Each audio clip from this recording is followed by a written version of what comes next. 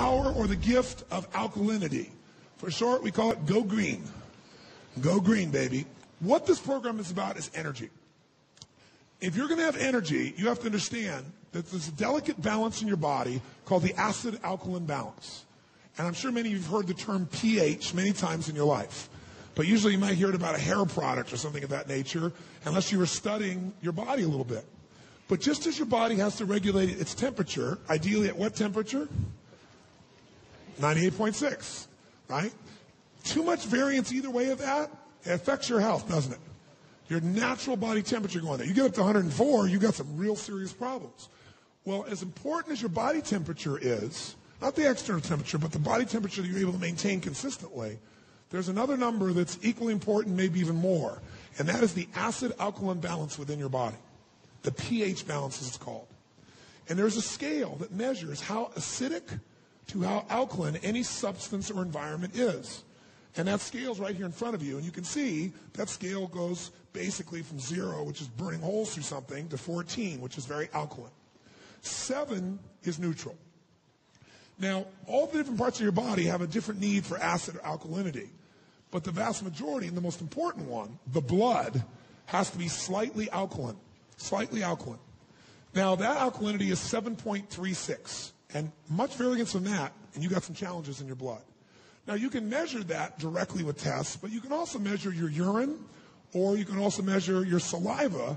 They're not as totally accurate as the blood is, but they're things you can easily do. Once you start seeing your pattern, you're going to know what's going on. And if you're in a position where your blood or your urine, saliva is the least accurate, is moving you into the acid stage, you know that your body is starting to break down. Now, when we say acid pH, when you hear that term, acid pH or alkaline pH, technically all it really means is when you're looking at atoms, you've got neutrons, you've got protons, and you've got electrons. All you got to know is when it's acid, it's saturated with protons. When it's alkaline, there's lots of electrons. And those electrons have the impact of creating an environment in which oxygen can be very rich.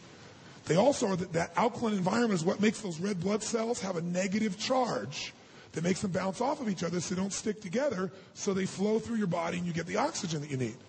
Also, it's very difficult in a highly oxygenated environment, a non-acid environment, for microorganisms to grow in mass. They stay checked, they stay balanced when you're fully oxygenated.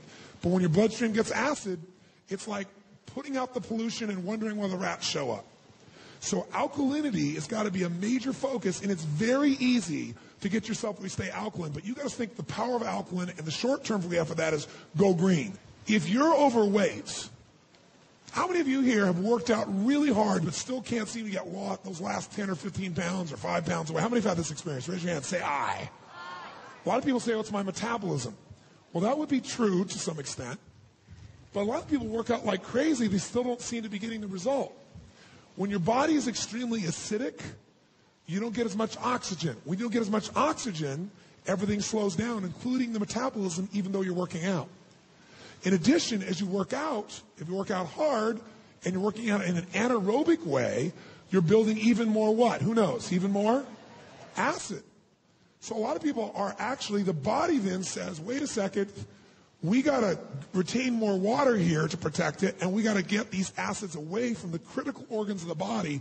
So we're going to retain fat, put it in the fat until the body has time and has enough energy again where we can push it in the bloodstream and excrete it again. We can get rid of these wastes.